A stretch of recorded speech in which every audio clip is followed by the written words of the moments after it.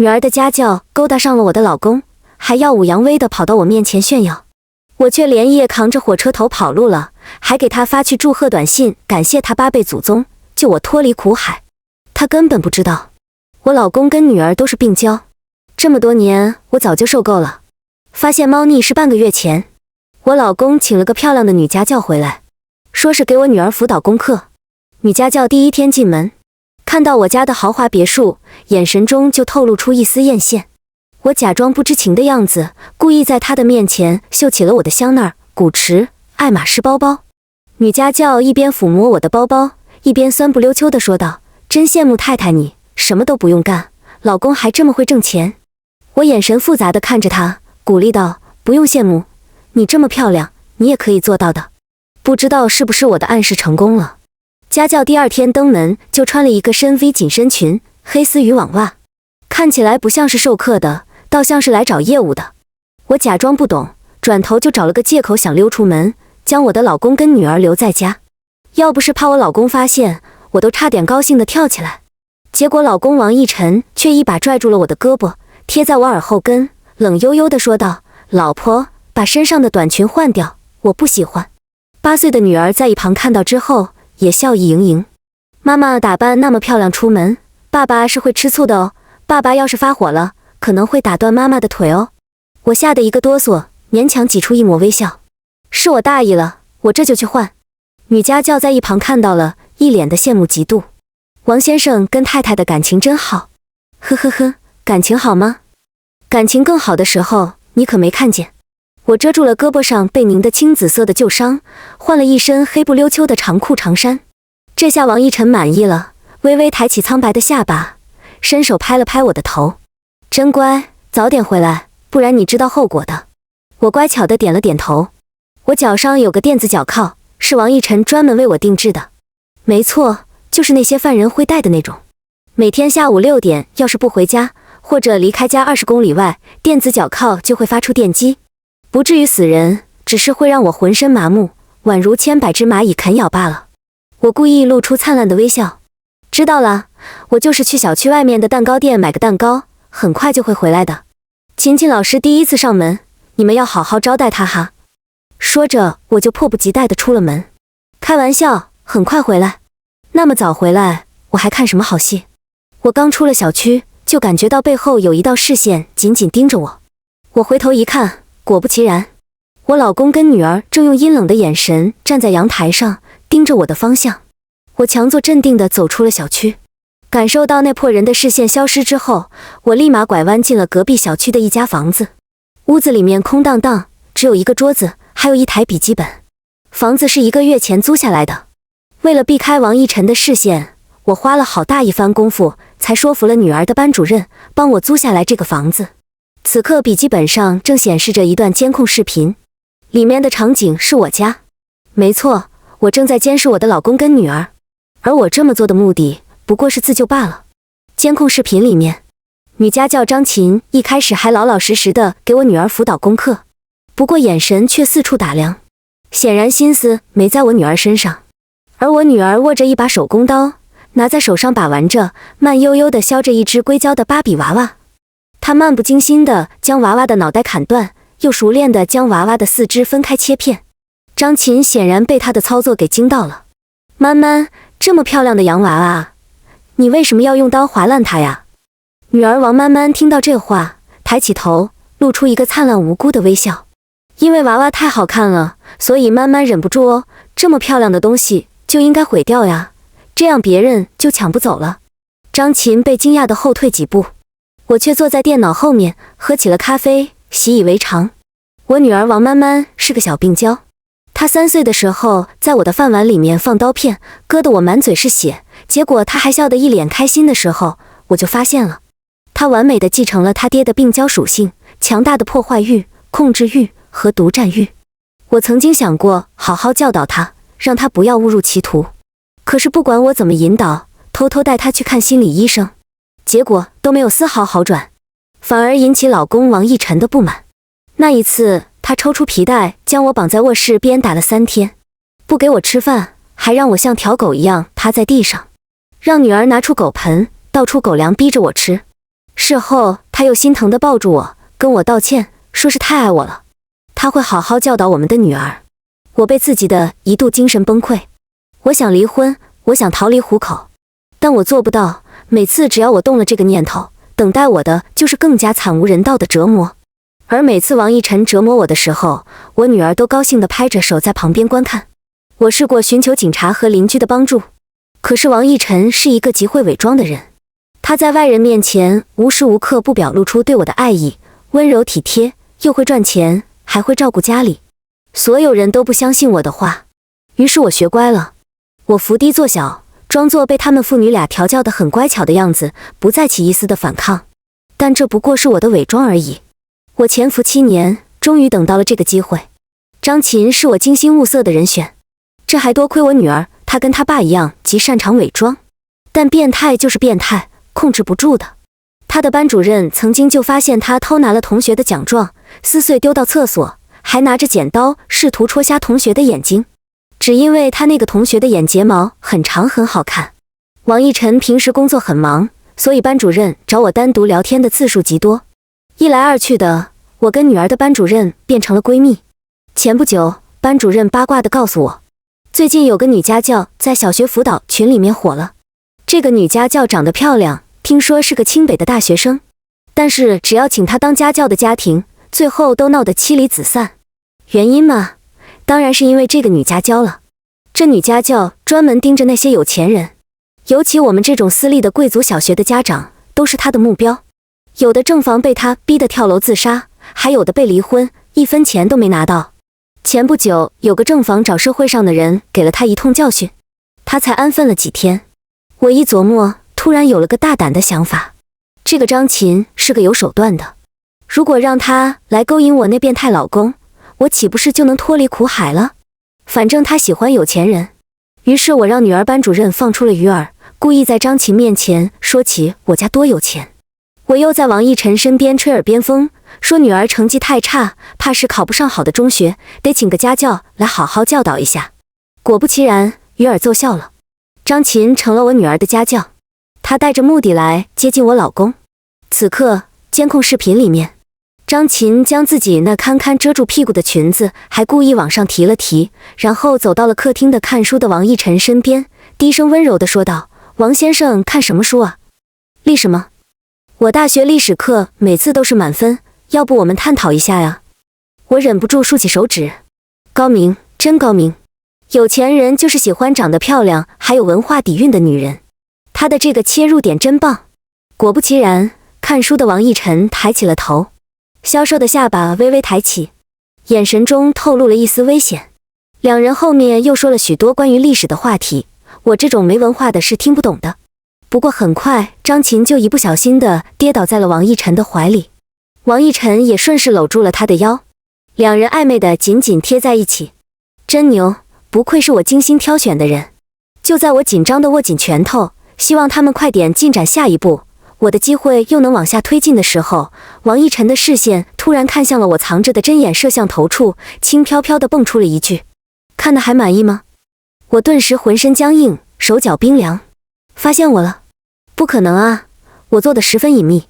那针眼摄像头放在一个王逸晨绝对想不到的地方，已经放了2个月了，我确定没有被发现，才敢实施下一步计划的。结果下一秒，镜头前面出现了一个小小的背影，竟然是我女儿。她抱着一个洋娃娃走了出来，她站着的位置刚好半挡住了摄像头。她娇气地说道：“爸爸，你跟老师姐姐在做坏事吗？要是被妈妈发现了，会出大事的哦。”王逸晨的眼神落到了我女儿王曼曼的身上，我顿时松了一口气，四肢逐渐恢复了温度。吓死我了，我还以为她发现了。家教张琴立马慌张地从我老公的怀里爬了起来，拨弄了一下自己凌乱的发丝。曼曼，你看错了，老师刚刚只是在帮你爸爸整理衣服哦，这是我们之间的小秘密，你不要告诉你妈妈好不好啊？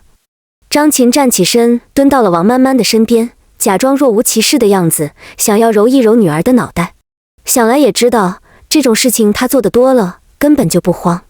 我叹息了一声，这个张琴还是低估了我女儿，这种招数对她来说根本就没有作用。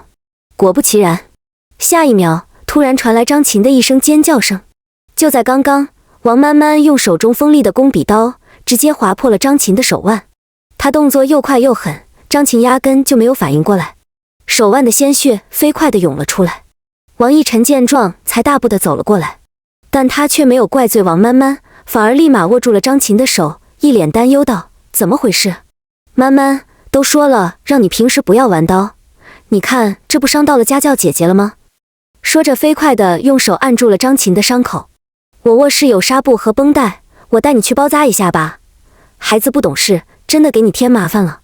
张琴本来还想发怒的，结果王逸晨对他嘘寒问暖，不由分说地拉着他去卧室。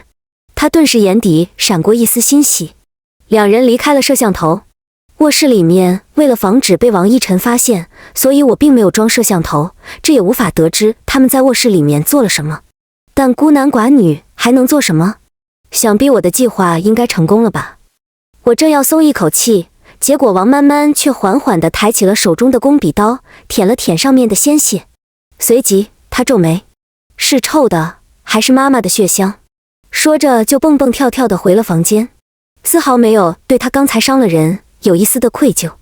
我心中的恐惧再次加大，想要逃离这对父女的欲望越发加深。张琴是1个小时后才从卧室里面出来的，脸上带着一丝羞红。雨儿下了，大鱼也上钩了。如果只是为了让下一个女人接我的班，被这对父女折磨，那手段未免太过于低级了。按照王逸晨的性格，他绝对不会因为多一个目标就肯放过我。张琴只不过是我准备的第一层烟幕弹罢了，接下来的好戏还在后头呢。就在我紧张不已的时候，一阵叮咚的提示音在我手上响起。我打开一看，一个叫浮图图的好友给我发来了微信消息：鱼已经上钩，可以进行下一步计划了，离逃离你老公只差最后一步了。我飞快地回了过去，知道了。电脑桌子下面有我给准备的东西。我听闻迅速地钻到桌子底下，发现下面用胶布粘着一叠白纸包着的不明物体。撕开一看，里面是7、8颗白色的颗粒。我立刻回复了过去：是什么药？安眠药，具体怎么使用看你自己了。说完，浮图就不再回复我的消息。我迅速清空了跟浮图的聊天记录，并且切换了大号微信，将小号的登录记录全部清空。这个浮图是我3个月前认识的。某天，我微信上突然收到了一个陌生人的申请添加好友。这个陌生人似乎知道我家里的一切情况，他没有表露自己的身份，只是问我有没有受够现在的生活，想不想逃离变态老公。一开始我不相信，甚至怀疑是王逸晨的小号故意来试探我的。可是对方却给了我一个微信小号，让我可以跟他用小号联络。我蹲了好几天，甚至偷偷查看过王逸晨的手机，没有丝毫的问题。王逸晨对我变态的控制欲，绝对不可能做出这种事情。对他来说没有什么好处，他想要掌控我的一切，想要逃离的欲望太过于强烈了，所以我联系上了这个叫浮图的人。接近女儿班主任跟请女家教都是他为我出谋划策的，他甚至还给我租了一个房子。我试图找附近邻居打探房东的信息，结果都说这房子很多年没有人居住了。这个浮图很神秘，加上计划也都成功了，我也没有多想。我刚做完这一切，手机响了，是王逸晨打来的。老婆，你已经出门1个小时48分钟了，我很想你。听到王逸晨的声音，我就莫名的打起了寒战。我哆哆嗦嗦道：蛋糕店来了个新店员，手脚很笨，耽误了一点时间，我马上就回来。随即关上了笔记本，出门买了蛋糕，以防万一，我特意问了新店员的名字。掐着张琴离开的时候赶回家。我跟张琴是在门口小路撞上的，她踩着高跟鞋扭着腰，脸上的红晕未退。看到我回来了，慌乱了片刻，便得意地勾着嘴角：王太太，你回来了，今天的课程已经结束了哦，好累呀，我要回去休息了。她的手腕上还包扎着纱布，却故意撩起头发，不着痕迹地露出她脖子上的吻痕。我心中冷笑2声，这就憋不住来炫耀了？这才第2天呢。啊，真是谢谢你了，酬劳我会让我老公转你微信上的。张琴笑而不语，走之前还轻飘飘地来了一句：你老公真的很不错啊，体力真好。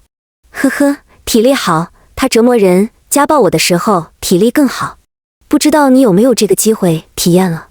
告别了张琴，我刚回头，却发现王逸晨已经到了门口等我，眼神晦暗不明，脸上表情十分冷峻。我快步地走了过去，故意挽住了他的手。老公，你是送家教小姐姐出门吗？她人怎么样？慢慢没做坏事吧？王逸晨脸上露出了一丝微笑，伸手就捏住了我的脖子，将我带到了他的怀里，在我的耳边落下一吻。你出门太久了，下次不许离开我那么久，知道吗？我乖巧的点头，却故意在他身上嗅了嗅。怎么你身上有股香水味？他微愣，搂着我一边进屋，刚刚在跑步机上跑了步，我洗了个澡。啊，跑步？谁信啊？我忍住心中的厌恶，拎着蛋糕回了家。今天是周末，王逸晨不去公司，女儿也是自己玩自己的。我做饭的时候，将藏在内衣里面的安眠药摸了出来，想了想，还是没有下在饭菜里。这到底是不是安眠药，还要另说，先托人查一下最好。那个浮屠的目的显然不简单，我不能完全信任。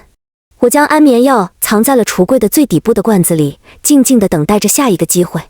刚做完这一切，王逸晨就从我身后搂住了我，他亲昵地擦着我的耳朵，手指却掐住了我的喉咙，冷悠悠地问道：老婆，今天蛋糕店来的新店员叫什么名字？果然，我就知道他的控制欲不可能这么轻易瞒过去。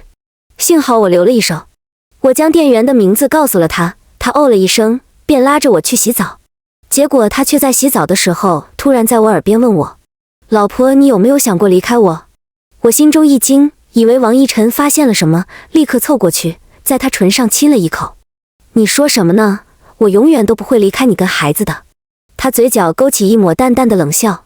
晚上我睡了之后，我看到王逸晨起身拿走了我的手机，过了几分钟又放到了我的枕边，而我在旁边心惊胆战，一夜无眠。接下来的半个月我都表现得很正常，张琴来我家的频率也从1周3次变成1周5次。每次张琴来的时候，我都会找借口离开，不是去花园里面弄花草，就是出门散步，给他们两人留下充足的独处时间。而女儿王曼曼也很反常，这段时间没有闹出任何的事情，只是偶尔我会发现她会躲在门口，用黑漉漉的眼睛盯着我，一副了然的表情。我心中害怕，难道女儿发现了？可她才8岁，怎么可能想到这些？在我刻意的引导下，王逸晨在我面前提到张琴的次数越来越多，晚上也很少折腾我了。而张琴也变得越来越高调，身上的衣服越穿越贵，甚至好几次我看到她穿着我的衣服，挎着我的包包，被我发现之后，她还故意炫耀道：这是王先生送给我的，太太你不会介意吧？不介意，当然不介意了，全部送给他都行。但为了表现出一个正常妻子吃醋的反应，我故意挑了王逸晨没回家的一天，跟张琴发生了冲突。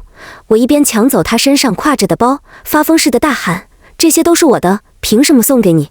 小贱人，你给我老公灌了什么迷魂汤？你这个小三，我要杀了你！我狠狠地甩了张琴一巴掌。张琴也恼怒了，自认为现在已经取代了我的地位，抓起旁边我提前放好的花瓶，就朝着我身上砸下来。推让当中，花瓶碎裂，掉落一地。我一个不小心，整个人扑倒在了破碎的玻璃上，膝盖大腿插入了玻璃碎片，鲜血流了一地。而张琴也没有讨到好处，身上也到处都是血口子。她慌张地报了警，我也随即给王逸晨打了电话。我女儿全程围观这一切，还拍着手笑。在她爸赶来的时候，她恶趣味地笑着：我看到了哦，是妈妈发疯，想要杀死家教姐姐。妈妈疯了！张琴感动地一把抱住我女儿，伪装出一副受害人的凄惨模样，好像他们才是母女。好个小白眼狼！妈妈没有白受罪，就这样说我是因为极度发狂的疯子。王逸晨一脸青黑，看了一眼受伤的张琴，又看了我一眼。我心中冷笑，选吧，一个是你打得火热的小情人，一个是发疯的太太，看你怎么选择。最终我跟张琴一起被送往了医院。王逸晨不负我所望，果不其然去照顾张琴去了。而我因为腿上有太多玻璃碎片，医生建议拍个 CT 看看有没有伤到筋脉，而我脚上还带着垫子脚铐呢。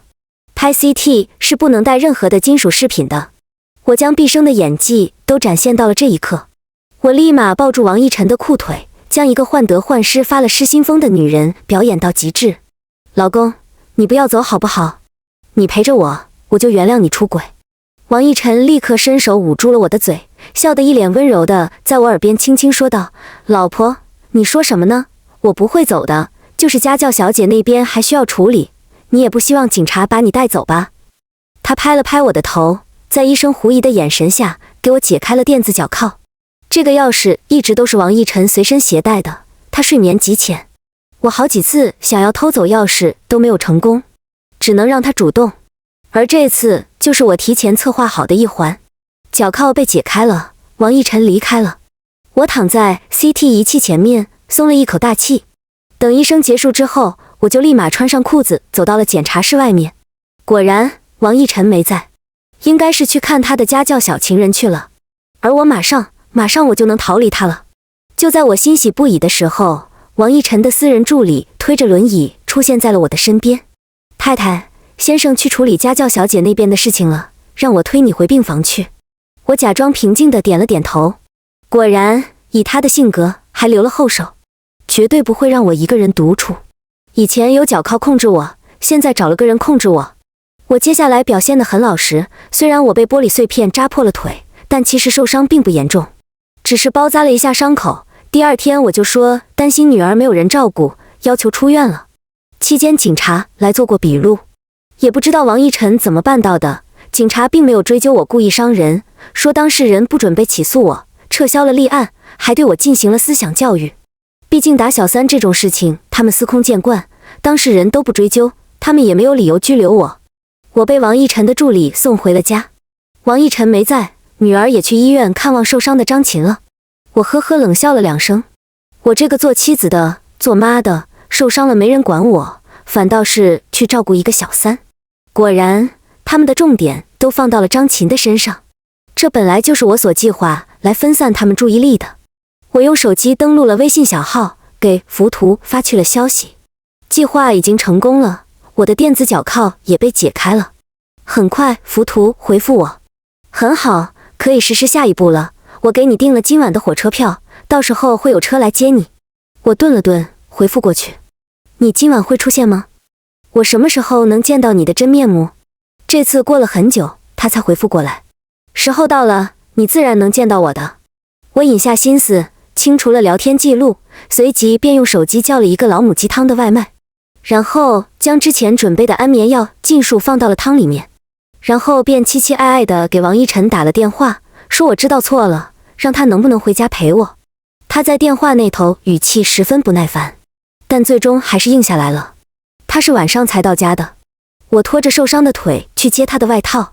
对不起老公，我真的知道错了，我不该吃醋，不该怀疑你跟张琴有什么的，都是我小心眼，我实在是太爱你了。这2天你为我的事情操心了吧？我特意炖了老母鸡汤给你喝。王逸晨身体僵硬了片刻，他大概也没有想到我会这么热情，眼神中闪过一丝怀疑。他太聪明了，智商极高，我做任何事情都担心他看出来。但我也知道他这种人的命脉在哪里，他需要我迎合他，在意他，患得患失他，满足他变态的控制欲和独占欲。女儿蹦蹦跳跳地去看了一眼桌上的鸡汤，便嫌弃道：这么油腻的汤，慢慢才不吃呢。张琴姐姐在医院给我点了寿司哦，我们都吃饱了。说着就回卧室了。从小王慢慢就不喝鸡汤，这也是我把安眠药下在鸡汤里的原因。女儿虽然是个病娇，但毕竟是我亲自生下来的，安眠药对她一个小孩不知道有没有伤害。但我知道王逸晨不会拒绝我，不管我的饭做得多难吃，他都会吃的。果不其然，他的表情1秒温和下来，我高兴地给他盛了一碗鸡汤。他摸着碗边却没有喝，只是用那种打量我的眼神盯着我，突然古怪地笑着：老婆，你真的是因为爱我才跟张琴大打出手的吗？当然了，他太过分了，就想要勾引你，我们把他解雇了好吗？他低头笑了笑，没说话，只是盯着汤，过了好一会才慢悠悠道：你不会在汤里下了药吧？我一个哆嗦，表情微正，很快就装作生气道：你不想喝就算了，我自己喝。王逸晨定定地看了我一眼，然后低头将碗里的汤一饮而尽，随即看着我道：我去房间等你，收拾完了就来卧室吧。我迟疑道，我腿受伤了。没关系，我会悠着点的。他留下一句暧昧的话就进屋了。我故意磨蹭了半个小时，等我回到卧室的时候，王逸晨已经睡着了。我试探了喊了他几声，都没有动静。我下的量足够一个成年人昏睡2天不醒。而女儿王曼曼那边，我也提前给她班主任打了电话。她早上一般都是自己出门上学，王逸晨的助理会去门口接她吃早饭，送她去上学。等王逸晨醒过来的时候，我早就已经到了千里之外了。王逸晨彻底昏睡之后，我并没有立即逃跑，反而进了他的书房。他书房是密码锁，是我的生日。我很快就走了进去，打开了他平时办公用的笔记本电脑，依葫芦画瓢地输入了我的生日，进入了他的电脑，找到了他后台的隐藏文件。没错，逃跑并不是我的最终目的，现在这个才是。我在文件里面翻找到了我想要的东西，那是一篇论文，准确来说是我父亲的论文。我父亲是一名生物学的教授，而王逸晨曾经是他最得意的学生。父亲在我小时候就痴迷自己的研究，专门研究生物科技的。一开始我们一家还是个幸福的家庭，直到我上高中之后，父亲意外得到了一个大公司的赞助，还成立了一所研究室。他对我跟母亲便很少问起，只是偶尔打来生活费，也不回家了。我母亲曾经也是出类拔萃的天才，可婚后为了照顾我，变成了家庭主妇。她爱着我父亲，毕竟我父亲十分优秀。直到我高中那年，父亲那段时间研究室出现了岔子，项目被中断了，他开始经常回家，还带着他最得意的学生，那就是王逸晨。父亲不止一次在我面前夸奖，王逸晨是他见过的最聪明的天才，十分有潜力。而王逸晨表现得也很好，彬彬有礼，对人十分温和，长得又清俊帅气，还会帮我辅导作业，偶尔看我的眼神过于热切。直到父亲发表的新论文引起巨大的关注，很快研究室突然得到了一大笔的投资。父亲兴冲冲地告诉我跟母亲，他的研究要成功了，便一头栽进了研究室，消失了整整半年。而王逸晨也跟着消失了半年。直到半年后，我们在新闻上看到一所研究室起火，里面的研究人员都没有跑出来，唯一的幸存者是王逸晨。根据事后推论，是我父亲操作失误才引发的火灾。父亲一死，家里债台高筑。之前父亲搞研究很多都是自费，如今父亲一走，所有债主都找上门来，母亲也被逼得患了抑郁症。就在我们走投无路的时候，王逸晨出现了。他是个孤儿，但他父母很有钱，去世的时候给他留下了好几套房产，他变卖了所有的房产为我家还清债务。我对他已经不是感激了，是再生父母。他跟着我一起照顾生病的母亲，但没有半年，母亲还是郁郁而终。而王逸晨却向我求婚，他说他喜欢我很久了，第一次跟着父亲回家就喜欢上了我，他愿意为我做任何的事情。我出于感激同意了。婚后不久我们就怀孕有了孩子。在这之前，王逸晨都表现得十分正常，一个好丈夫，一个即将当父亲的人。他努力的工作，他本身就是个天才，加上之前跟着我父亲认识的人脉，他得到了一笔不菲的投资，还成立了一个公司，生意还越做越大。明明一切都在变好，直到女儿出生，我发现老公王逸晨开始变得不对劲了。一开始只是占有欲，他不让我给女儿喂母乳，也不让女儿跟着我一起睡觉，还特意请了保姆。后面开始变成不让我跟陌生男人多说一句话。我以为他是太过于在乎我，吃醋才会这么做，直到逐渐演变成了不能跟任何异性说一句话，甚至为了不让我接触男人，我产后恢复之后也不让我出去工作。再到后面我反抗，他开始情绪激动，狂躁地摔东西，说我是不是想离开他。他为我付出了那么多，我不能离开他半步，于是他开始对我动手，开始给我定制电子脚铐。他逐渐变成了一个控制欲极强的变态。我本来也只是想逃离王逸晨就好了，直到我某天发现王逸晨的电脑里出现了我父亲的论文，还有一些当时的研究成果。我找到了父亲留在家里的笔记本，通过对比确定了王逸晨现在公司的研究药物是当年我父亲所研究的。我开始怀疑当年研究室那场意外的大火是不是跟王逸晨有关，我父亲的死是不是他一手操控的。现在我看着电脑中的文件，飞快地上传云端备份。做完这一切，我汗水已经打湿了衣服。拿到了这些证据，就有了威胁王逸晨的筹码。我立马带上了早就准备好的一些衣物和现金，而身份证这些平时都是被王逸晨扣留着的。这次住院必须要带我的身份证。我在他的衣服兜里面找到了我的身份证。走之前，我去女儿的房间看了一眼，黑漆漆的，她好像是睡着了。我狠下心，王逸晨虽然是个变态，但王曼曼也不输他，虎毒还不食子，他应该不会对王曼曼做什么的。我迅速地拖着腿，趁着黑夜跑了。我刚到小区门口，一辆出租车就早早地等在那里。我上车之后还没有报地址，对方就直接把我拉到了火车站了。我看着那群别墅区离我越来越远，心中无比激动和不真实。我竟然这么容易就跑掉了吗？王逸晨真的会善罢甘休吗？之前不是没有想过利用安眠药偷走电子脚铐的钥匙，但我找不到身份证，办理新的身份证需要户口本，而户口本一直都被王逸晨藏了起来。这次一环扣一环，竟然出奇的成功了。希望王逸晨转移了目标之后，能真的放过我。我拖着受伤的腿来到了火车站，然后用身份证取了票，过了安检，迫不及待地登录了小号，给浮屠发去了消息，说我到了。原本的计划就是票的终点站是在拉萨，但我会在中途下车，抹去我的痕迹，以免王逸晨追踪我。但我此刻实在想知道，这个浮屠到底是谁？他为什么知道我家的一切，甚至对王逸晨的事情了如指掌？很快，浮屠回了一个消息：我在8号站台等你。我兴冲冲地背着行李走到了8号站台，就在四处打量周围的时候，背后响起了脚步声。我回头一看，发现对方穿着一身黑色的风衣，身形高挑清瘦，戴着一个黑色的口罩，但只是一眼，我就僵硬地站在原地。他朝着我大步地走了过来，最终在我面前站定，缓缓地拉下口罩，露出一张苍白病态的容颜。是王逸晨。他看着我，眸子带着一丝冰冷，语气却温柔的吓人。老婆，大半夜的不睡觉，你让我好找啊。我身体逐渐恢复温度，慢慢的颤抖着抬起头看着他。你怎么会找过来？他轻笑了一声，却是脱下了身上的外套，披在了我的身上，双手捏住了我的胳膊，用力的恨不得嵌入骨子里的恨意。猫捉老鼠的游戏结束了，老婆，玩得还开心吗？再怎么玩也要记得回家呀，因为我一直都在等着你呢。他的声音虽然温柔，但对我来说却宛如恶魔的低语。我控制不住地瘫倒在地上，他就那样微抬着下巴，居高临下地看着我。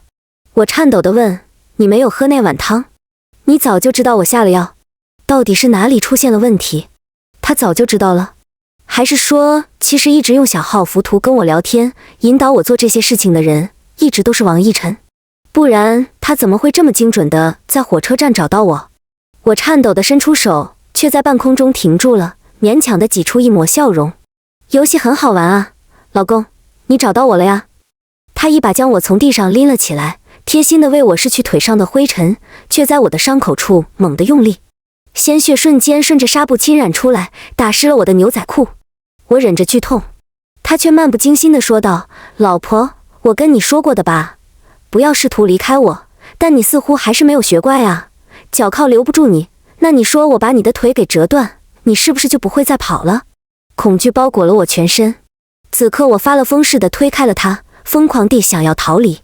正好火车行驶到了站点，此刻我拼了命地想要上车，但王逸晨却直接从背后抱住了我，死死的像一条锁链将我给困住。我崩溃的大哭，我想要向乘务员求助，结果下一秒一张帕子捂住了我的嘴，我昏迷了过去。我再次醒过来的时候是在家里的卧室，卧室里面的床和各种家具已经被搬走了，只留下一个空荡荡的床垫，而我的手脚都被铁链拴着，而铁链的尽头焊死在了墙上。我绝望地看着这一切，还是没有逃掉啊。后面3天，王逸晨每天只给我送一次饭进来，我都没吃，反正现在跟死了差不多。被折磨死跟饿死有什么区别呢？或许死了反而是一种解脱。倒是王逸晨见我不吃饭，也没有多说，只是每天打一盆水来给我按时的擦拭脸和手脚，甚至会为我换腿上的伤药，还会轻柔地亲吻我的锁骨。可是在我求他放我出去的时候，他眼神渐冷，发了疯似的掐着我的脖子，抵着我，嘶吼道：为什么？你为什么总是想要离开我？我对你不好吗？我为你付出了那么多，你为什么还是要抛下我？你甚至连女儿都不要了，你的心好狠啊！我却冲着他吐了一口唾沫，轻轻地勾着干裂的嘴角笑。你对我好吗？或许吧，曾经是很好，可你现在，你怎么对我的？王逸晨，你是个彻头彻尾的疯子！王逸晨盯着我，猛地给了我一巴掌。我被他扇得鼻血直接流了出来，口腔和鼻子全是铁锈的味道。他却在旁边身体发抖，喉咙里冒出一串笑声。过了没多久，他整个人又像是变了一个模样，抬起头爬到我的身边，慌乱地擦拭着我脸上的泪水。对不起老婆，对不起，是不是我又伤害了你？我为什么要这么做呀？我真该死，我现在就去剁掉我的手给你赔罪好不好？我躺在地上看着他像小丑一样表演，却没有丝毫的力气。他却想到了什么，喃喃自语地说道：再等等，再等几天，我会放你出去的。现在外面还不太安全，会有人想伤害你的。王逸晨总是这样，反反复复打了我之后，又愧疚不已，对自己自残。改天我就看到他手上包扎了纱布，里面的皮肤被刀子划得稀烂，而且他将我之前装在家里的摄像头全部都找了出来。在他将我关了1周后，某天屋子里面多了一个人，一个女人，是那个女家教张琴。她不再光鲜亮丽，头发杂乱，脸上布满了青紫，她身上四处都是被殴打出来的伤痕。她哆哆嗦嗦地将自己蜷缩在角落，嘴里一直念叨着：不要打我了，我错了，我错了。我看着张琴，脸上没有一丝的表情，但王逸晨却从身后抱住了我，在我耳边低声说道：你看，老婆，伤害你的人都会得到教训的，这个女人之前怎么对你的，我现在会千百倍的从她身上找回来。王逸晨折磨对象从我换成了张琴，而我被他带出了房间，洗了澡，换上了干净的衣服。我跟女儿已经1周没见了，她看到我狼狈憔悴的样子，没有丝毫奇怪，反而神色如常的吃着饭，笑眯眯的看着我。我早就说过，妈妈不听话要被打断腿的。我厌恶的看了女儿一眼，这小小的躯壳里藏着跟她爸爸一模一样的恶魔心肝。我对她没有丝毫的感情，也不敢有感情。家里所有的电子设备都被王逸晨给收走，每个房间门都装了密码锁。我重新被铐上了电子脚铐和手铐，不能离开这个屋子半步。甚至王逸晨大摇大摆地在所有的房间安装了摄像头，方便他去公司的时候也能随时监视我。我静静地看着他做这一切，我像一只被困住的金丝雀，只能待在这个屋子里，哪里都去不了。但只要我还活着，我就要逃离这个家。我心中越发的狂躁起来，想要毁灭一切的冲动。我从厨房里面拿出了菜刀，疯狂地砍着卧室的大门。我劈开了门锁，看到了被困住的张琴。她并没有被锁住，但整个人也已经要死不活了。我摇醒了她，让她离开这个屋子。她却惊恐地看着我的身后。我一回头，却发现我女儿王曼曼不知道何时已经站在门口，正冷悠悠地盯着我。就在我心惊胆战的时候，王曼曼突然对我露出了一丝微笑，随即将她自己手上的手表摘了下来，丢进了屋子里，转身关门离开。我看着地上的手表，那是儿童电话手表。现在家里我碰不到任何的电子设备，但女儿手上的电话手表却被王逸晨给忽略了。我拿起手表，颤巍巍地拨打了110。我本来不抱有任何的期望，直到一个女人温和的声音响起，我总算松了一口气。我们终于得救了。1个小时后，我跟张琴都被带到了警察局。之前我也报过警，辖区的警察都认识我，但王逸晨杜撰我有精神疾病，不正常，所以我说的话根本没有人相信。但此刻不一样了，受害者多了一个张琴。我将自己这些年遇到的事情全盘托出，包括王逸晨是怎么虐待我、家暴我的，还对我非法囚禁、上电子脚铐，这些我都拍了照片，偷偷备份过。我还将那个微信小号找了出来，让警察恢复我跟浮屠体的聊天记录，包括从王逸晨电脑中得到的那些研究文件。这些证明王逸晨就是个变态，一个反社会罪犯。他不但折磨我，还害死我的父亲。警察听闻之后，迅速地开始展开了调查。这一夜我是在警察局里面睡着的，难得的，我第一次睡了一个安稳觉。结果第二天，警察给我带来了一个惊人的消息：王逸晨死了，死在公司，而他的死因是服用了过量的违禁药物。我接到这个消息，许久都没有反应过来，直到警察带着我去辨认尸体。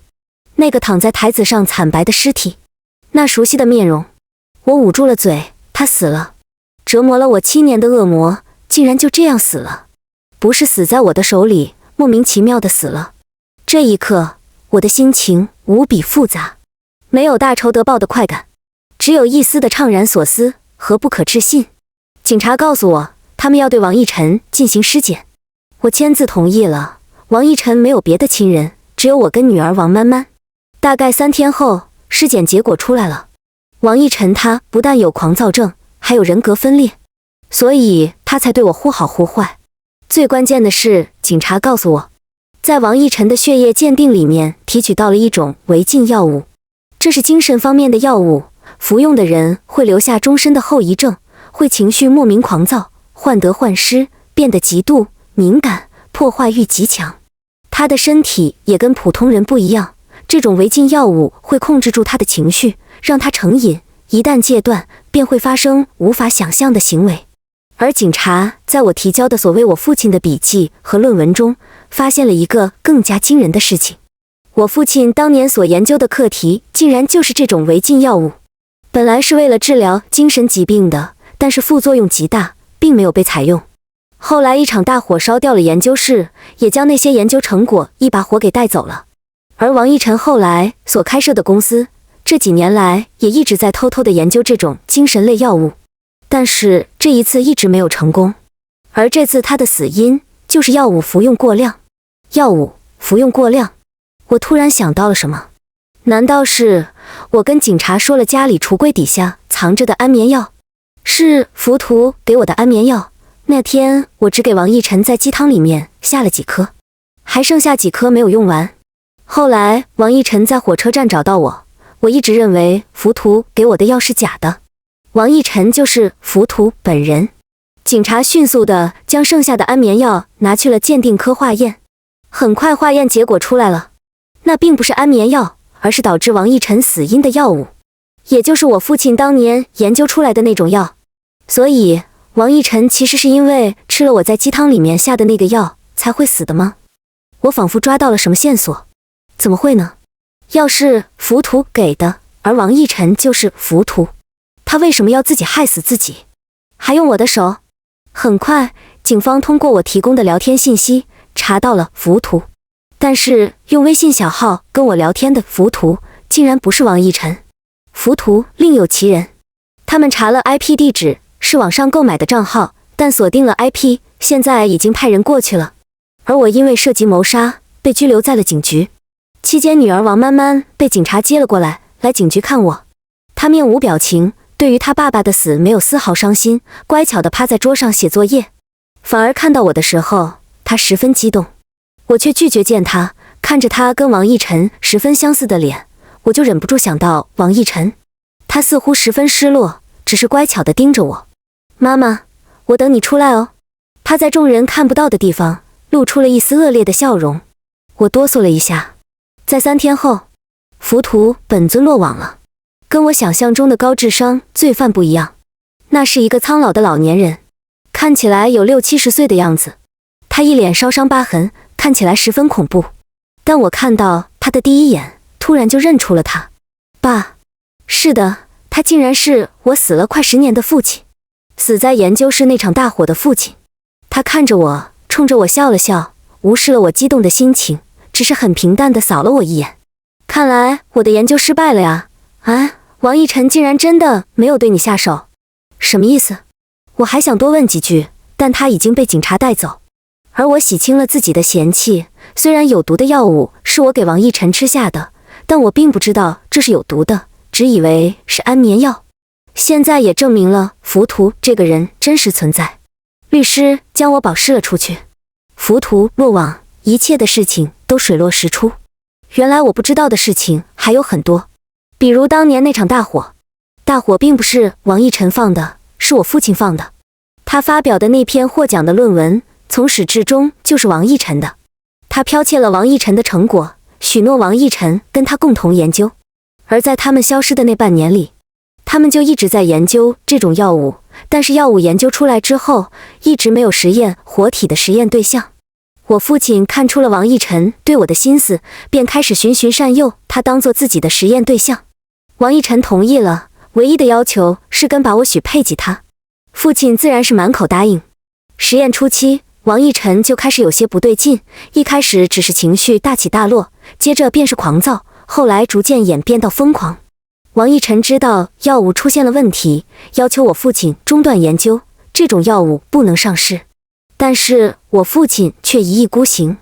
那段时间王逸晨被折磨得不成人形，最终他跟我父亲爆发了争吵，他想要逃离，想要向世人揭穿父亲的真面目。父亲一怒之下，让实验室起了大火。王逸晨跑了出来，他以为我父亲死在了研究室里面，但其实并没有。我父亲只是被严重烧伤，但他还活着。可是他却不敢再用自己的真实身份出现。这些年，他一直化名躲藏在室内，偷偷进行研究。他看着我跟王逸晨结婚生子，一直监视着我们家。他还在研究王逸晨这个实验对象。他想知道能不能用药物改变或者控制一个好人，变成一个反社会的罪犯。